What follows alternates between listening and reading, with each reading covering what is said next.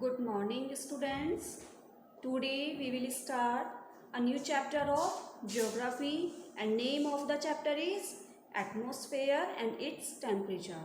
आज हम अपने ज्योग्राफी का चैप्टर 4 स्टार्ट करेंगे, ठीक है। और इसमें पढ़ेंगे सबसे पहले atmosphere, importance of atmosphere, composition of atmosphere and layers of atmosphere.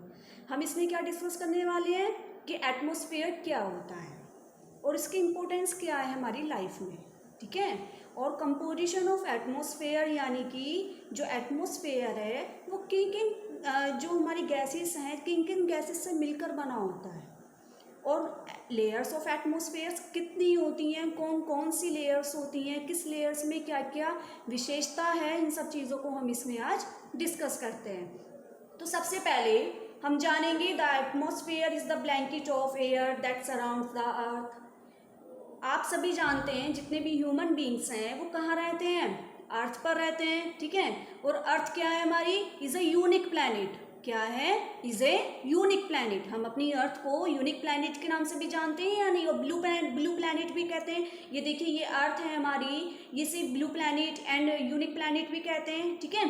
तो जितने ये जो हमारा एटमॉस्फेयर है ये एक एयर का एक ऐसा ब्लैंकेट है इसके चारों ओर जो हमारी अर्थ पूरी अर्थ पर फैला हुआ है। समझ में आ गया। The atmosphere is the blanket of air. Atmosphere air का एक ऐसा ब्लैंकेट है दैट सराउंड्स द अर्थ, जो ये पूरी अर्थ पर फैली हुई है। समझ में आ गया। और क्या है हमारी अर्थ, अर्थ पर जितने भी हम ह्यूमन बींग्स रहते हैं वो हमारी लाइफ को पॉसिबल बनाते हैं, क्योंकि बिना एटमॉस्फेयर के, बिना उसके तो हमारी लाइफ इम्पॉसिबल है ना, हम अच्छे से जी भी नहीं सकते। तो इसलिए earth is very important for human beings. समझ में आया। द एटमॉस्फेयर क्या है, and the atmosphere is the blanket of air that surrounds the earth. और क्या है ये, the earth is surrounded by an envelope of air. जो हमारी अर्थ है, मैं फिर से वही बता रही हूँ आपको, जो हमारी अर्थ है वो एक एनवेलप है किसका, एयर का, ठीक है, which is called the atmosphere, जिसे हम एटमॉस्फेयर कहते हैं। ओके, अब हम बात करते हैं इंपॉर्टेंस ऑफ द एटमॉस्फेयर। जो भी हमारा एटमॉस्फेयर है उसकी क्या क्या इंपॉर्टेंस है हमारी लाइफ में, क्या रोल है। तो provides the necessary gases for living things to survive. यह हमारी ह्यूमन बींग्स को सर्वाइव करने के लिए जितनी भी इंपॉर्टेंट गैसेस होती हैं उनको प्रोवाइड कराता है, ठीक है, like oxygen, carbon dioxide, nitrogen और भी अदर गैसेस। इसके बाद regulates the heat from the sun to just the right temperature of life on earth. और जो सन की जो हीट आती है हमारी अर्थ पर उसको ये रेगुलेट किया रखता है, रेगुलेटर होता है ये एक तरीके से, ठीक है। और एकदम राइट टेम्परेचर उसको रेगुलेट किया रखता है, क्योंकि जो भी हमारी ह्यूमन बींग्स के लिए जो एकदम राइट टेम्परेचर है उसको रेगुलेट करता है। और इसका इंपॉर्टेंट रोल है किसमें, वाटर साइकिल में। एटमॉस्फेयर का हमारे वाटर साइकिल में इंपॉर्टेंट रोल होता है। इसके बाद the ozone layer protect the earth from the sun harmful UV rays. और जो ओजोन लेयर है हमारी अर्थ पर वो प्रोटेक्ट करती है किससे, जो सन की हार्मफुल रेज हैं, यूवी रेज, उनसे हमारी अर्थ को प्रोटेक्ट भी करती है। इसके बाद protect the earth from small materials. जो हमारे छोटे छोटे मैटेरियल्स हैं उनसे हमारी अर्थ को प्रोटेक्ट भी करता है कौन, एटमॉस्फेयर। तो this is the most important component of the atmosphere. समझ में आ गया। अब हम बात करते हैं कंपोजिशन की, हमारा जो कंपोजिशन है एटमॉस्फेयर का वो किन किन गैसेस से मिलकर बना है। आप सब ये इमेज देख रहे हैं ना, यहाँ पे देखिए atmosphere is a mixture of gases, dust, water vapour, clouds and precipitation, absorbs heat and energy from the sun. इन सब से मिलकर हमारा क्या होता है, एटमॉस्फेयर का कंपोजिशन होता है। समझ में आ गया। अब देखिए इसमें कौन कौन से गैसेस हैं, डस्ट है, वाटर वेपर है, क्लाउड्स हैं, और ये क्या करता है, सन की जो हीट एंड एनर्जी है उसको एब्जॉर्ब्स करता है। ओके, अब हम देखते हैं कौन कौन सी गैसेस होती हैं। ये देखिए हमारी अर्थ पर, इसमें ये एटमॉस्फेयर में ये नाइट्रोजन है एंड ऑक्सीजन। नाइट्रोजन कितने परसेंट है, 78%, एंड ऑक्सीजन 21%। और जो बाकी अदर गैसेस है वो कौन कौन सी होती हैं, CO2, carbon dioxide, neon, helium, methane, ठीक है, हाइड्रोजन, ओजोन, ये सारी अदर गैसेस होती हैं। समझ में आ गया। कितनी होती है ये, 0.04%। ये हमारी गैसेस का मिक्सचर है जो हमारे एटमॉस्फेयर में रहता है। समझ में आ गया। ये इंपॉर्टेंट क्वेश्चन भी है, हमारे जीके का भी क्वेश्चन है ये कि नाइट्रोजन कितने % रहती है हमारे वातावरण में और ऑक्सीजन का कितना % रहता है, अदर गैसेस में कौन कौन सी गैसेस आती हैं। ठीक है, तो इस पॉइंट को अच्छे से समझना। इसके बाद हम पढ़ते हैं नाइट्रोजन। अब नाइट्रोजन गैस क्या है, किसके लिए इम्पोर्टेंट है, जो प्लांट्स हैं उनकी ग्रोथ के लिए हमारी नाइट्रोजन का सबसे इम्पोर्टेंट रोल होता है प्लांट्स की ग्रोथ के लिए। ठीक है, जैसे हम लोग ह्यूमन बीइंग्स क्या करते हैं, ऑक्सीजन को इनहेल करते हैं ना, और कार्बन डाइऑक्साइड क्या करते हैं, हम रिलीज करते हैं। ऐसी जो हमारे प्लांट्स होते हैं उनको अपनी ग्रोथ के लिए नाइट्रोजन की बहुत ज़्यादा आवश्यकता होती है। ठीक है, लेकिन वो इनटेक कौन सी गैस करते हैं, कार्बन डाइऑक्साइड करते हैं। ओके, लेकिन इसमें दिया हुआ है makes up 78% of the air. ये आपको मैं पहले बता चुकी हूँ, 78% हमारी एयर, हमारी जो एटमॉस्फेयर है उसमें प्रेजेंट होती है nitrogen, and is not used by most living thing except 4। और ये जो गैस है, जो लिविंग थिंग्स हैं, कुछ लिविंग थिंग्स हैं जिनको ये यूज में भी नहीं आ सकती, जैसे जो nitrogen fixing bacteria in the soil. अब इसमें बात करते हैं, जो हमारी प्लांट्स होते हैं जितने भी, वो नाइट्रोजन को डायरेक्टली इनटेक नहीं कर सकते। जैसे हम ह्यूमन बींग्स इन नाइट्रोजन को डायरेक्टली इनटेक कर सकते हैं, ऐसे जो प्लांट्स होते हैं वो नहीं कर सकते। क्यों नहीं कर सकते और वो कैसे करते हैं, जो हमारी नाइट्रोजन है जो जितने भी बैक्टीरियाज होते हैं, ठीक है, जो भी बैक्टीरिया हैं छोटे छोटे, वो पहले सॉइल में रहते हैं, यानी मिट्टी के अंदर रहते हैं। ठीक है, वो जो बैक्टीरिया हैं वो नाइट्रोजन को इनटेक करते हैं और फिर उन बैक्टीरिया के थ्रू जो प्लांट्स होते हैं वो नाइट्रोजन को इनटेक करते हैं। समझ में आ गया।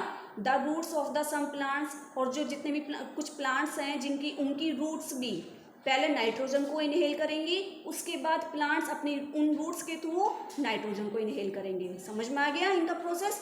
तो हम ह्यूमन बींग्स नाइट्रोजन को डायरेक्टली कर सकते हैं इनटेक, और जो प्लांट्स होते हैं वो इनडायरेक्टली वे में करते हैं। अब हम बात करते हैं ऑक्सीजन की। ऑक्सीजन कितने % होती है, 21%। ठीक है, and it is essential for most living things, और ये सभी जितने भी मोस्ट लिविंग थिंग्स हैं उनके लिए बहुत ज़रूरी होती है ऑक्सीजन, मोस्टली ह्यूमन बींग्स। इसके बाद plants and animals also take in oxygen during the process of respiration.